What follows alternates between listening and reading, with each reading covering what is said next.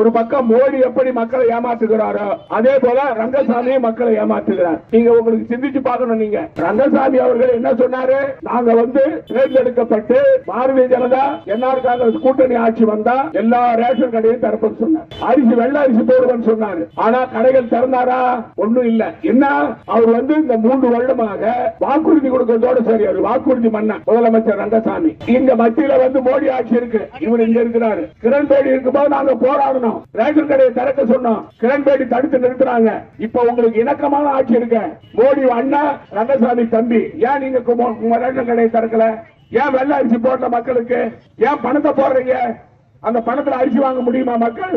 அதுல ரங்கசாமி அவர்கள் தோல்வி விட்டு இருக்கிறார்.